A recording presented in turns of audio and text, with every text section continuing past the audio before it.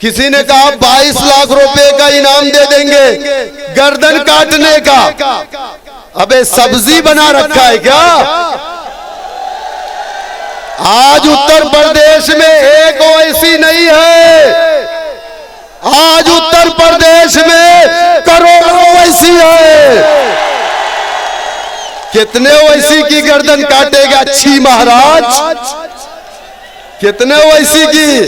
376 का मुकदमा तुम्हारे ऊपर है। बड़ी बड़ी बातें हो रही है। कोई कहता है मुंडी काट लेंगे, किसी ने कहा कि हमारे लीडर को बकरा कहा किसी ने। हम उनसे पूछना चाहते हैं तुम क्या हो भाई? हम तो नहीं कहेंगे तुम कुत्ता हो, हम नहीं कहेंगे, हम नहीं कहेंगे। लेकिन आप मुझे बताइए, आरएसएस बड़ा हुआ, मोटा हुआ, दूध पिया, किसके दौरे हुकूमत में? क्यों नहीं पाबंदी लगाई गई आरएसएस पर? आरएसएस की मां कौन है? कांग्रेस है। अब आरएसएस का बेटा बड़ा हो गया तो आरएसएस ने अपनी बुढ़ी मां को छोड़ दिया, अपने बेटे को प्रमोट करना शुरू कर दिया। यही ना, ये सच्चाई है। इस देश के अंदर कोई भी पार्टी सेकुलर नहीं है। इस देश के अंदर अगर कोई सेकुलर है तो इस देश का मुसलमान सेकुलर है, और बाकी मैं किसी को सेकुलर नहीं मानता। इस देश के अंदर अगर कोई लीडर है जो संविधान की बात करता है तो वो एक लीडर है, जिस लीडर का नाम बैरिस्टर असदुद्दीन ओवैसी साहब।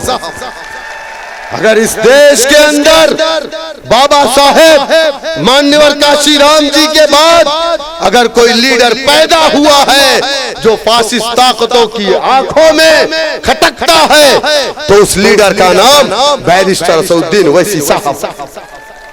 आपकी दाढ़ी से परेशानी, आपकी टोपी से परेशानी, आपकी मदारिस से परेशानी, आपकी मसाजिद से परेशानी, अब क्या बचा? इन चीजों की दिफा आप कैसे कर सकते हैं? कोई अगर दूसरा रास्ता है तो आप मुझे बताइए। कोई दूसरा रास्ता नहीं है, सिर्फ एक रास्ता है, वो सियासत का रास्ता है। जब तक आप सियासत में हिस्सेदारी नहीं लोगे, जब तक आपको इंसाफ नहीं मिलेगा, जिस समाज का अपना सियासी परचम नहीं, जिस समाज का अपना सियासी लीडर नहीं, वो समाज इस देश के अंदर यतीमी की जिंदगी गुजारता है। जब कोई चाहता है हमारे घरों में घुस जाता है, झूठे मुकदमे लगा करके हमें जेल की सलाखों में डाल दिया जाता है। बताइए मुझे, 2002 गुजरात के दंगे की बात होती है। यकीनन 2002 में 5000 मुसलमानों का कत्लेआम हुआ। अनऑफिशियल डाटा है गुजरात के अंदर अहमदाबाद की सड़कें मुसलमानों के खून से लाल हुई। बीजेपी की गवर्नमेंट में नरेंद्र मोदी चीफ मिनिस्टर थे गुजरात के। लेकिन एक और दंगे की बात नहीं होती। 1969 में गुजरात के अंदर कांग्रेस की हुकूमत में दंगे हुए, 5000 मुसलमानों का कत्लेआम हुआ, 48,000 लोग बेरोजगार हो गए। उस दंगे की बात भी तो होनी चाहिए। 48,000 लोग बेरोजगार हो गए, उनके मकानों को जला दिया गया। कमीशन का गठन हुआ, कमीशन ने रिपोर्ट पेश की और कहा आरएसएस, विश्व हिंदू परिषद और हिंदू महासभा ने ये दंगे करवाए हैं और लोगों का कत्लेआम हुआ। हुकूमत किसकी थी? गुजरात के अंदर भी, सूबे के अंदर कांग्रेस की और सेंट्रल में भी कांग्रेस की हुकूमत। अच्छा, 2002, 1969 और 2013 में क्या हुआ था? 2013 में मुजफ्फरनगर में क्या हुआ था? आजादी के बाद से कभी ऐसा नहीं हुआ था। 50,000 मुसलमान अपने घर से बाहर कैंपों में अपनी जिंदगी गुजारा दिसंबर और जनवरी के महीने में। कोई पूछने नहीं गया। और उस वक्त सैफई के अंदर सैफई महोत्सव चल रहा था।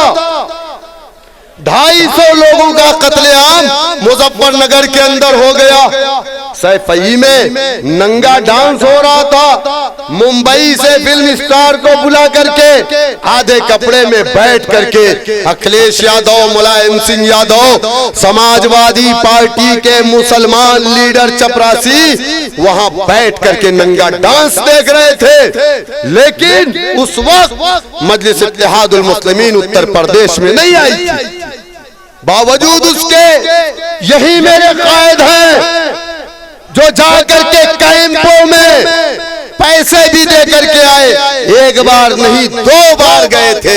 ये कौन सा दर्द, कौन सी तकलीफ थी जो मेरे कायद को 1400 किलोमीटर दूर से लेकर के मुजफ्फरनगर गई।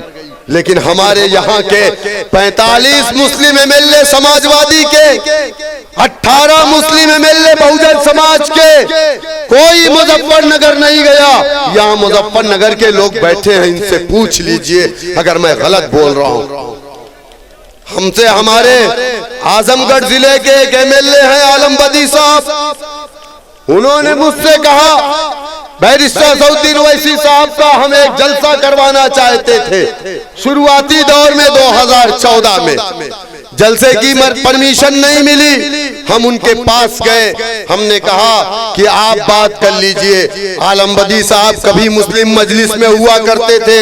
हमने कहा हो सकता है मिल्लत का दर्द हो, भले मैं नहीं बात करूंगा, मैं मुलायम सिंह से बहुत नाराज हूँ। मैंने कहा क्यों नाराज है? उन्होंने कहा इतना बड़ा सान्या मुजफ्फरनगर के अंदर हुआ, मुलायम सिंह यादव ने तमाम मुसलमान मिनिस्टर, एमएलए, एमपी को बुला करके कहा कोई मुजफ्फरनगर नहीं जाएगा। शौकत साहब ये बताइए कि अगर मेरे मुसलमानों का खून बह रहा है, मजलूम मेरी बहनें आवाज दे रही है, लेकिन मेरी पार्टी मुझे मना कर रही है मुजफ्फरनगर मत जाओ, आप बताइए मुझे तकलीफ नहीं होगी?